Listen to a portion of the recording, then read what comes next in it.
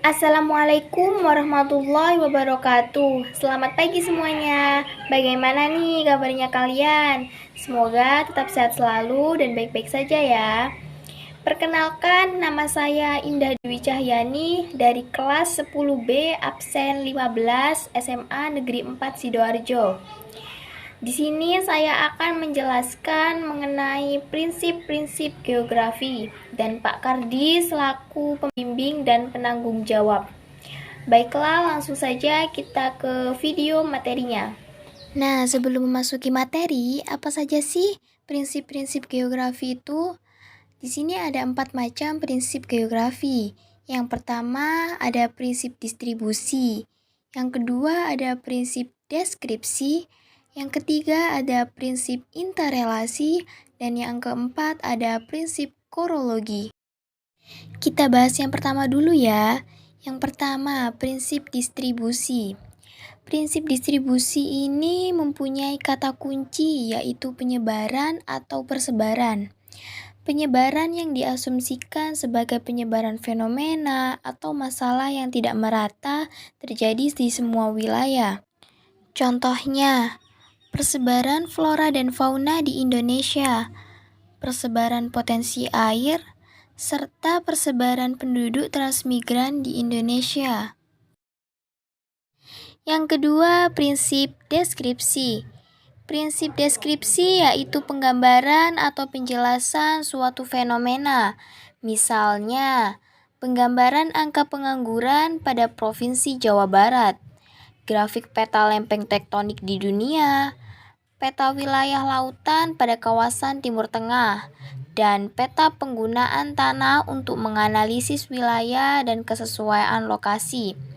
Di dalam prinsip deskripsi ini biasanya disajikan dalam bentuk data, grafik, maupun peta. Dengan tujuan untuk apa? Untuk mendeskripsikan fenomena yang akan dibahas.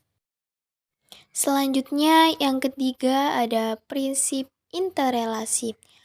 Prinsip interrelasi ini kata kuncinya ada pada sebab akibat, yang diartikan sebagai hubungan yang saling terkait antara gejala yang satu dengan gejala geografi yang lain di dalam suatu ruang.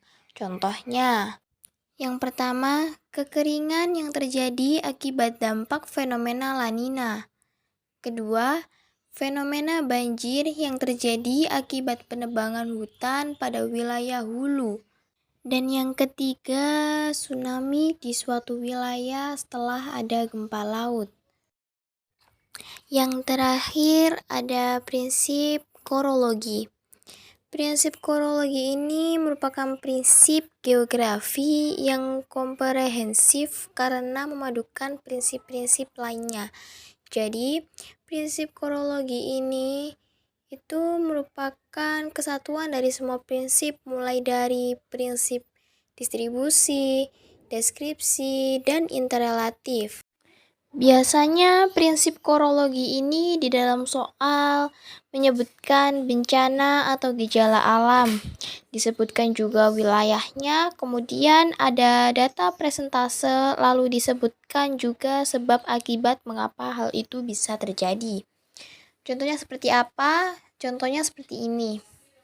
Yang pertama, untuk mengetahui masalah suhu udara diperlukan penelitian mengenai perbedaan suhu udara pada pedesaan dan perkotaan, penyebab timbulnya pedesaan, dan pengaruh banyaknya pepohonan di desa terhadap suhu udara di wilayah pedesaan dibanding perkotaan.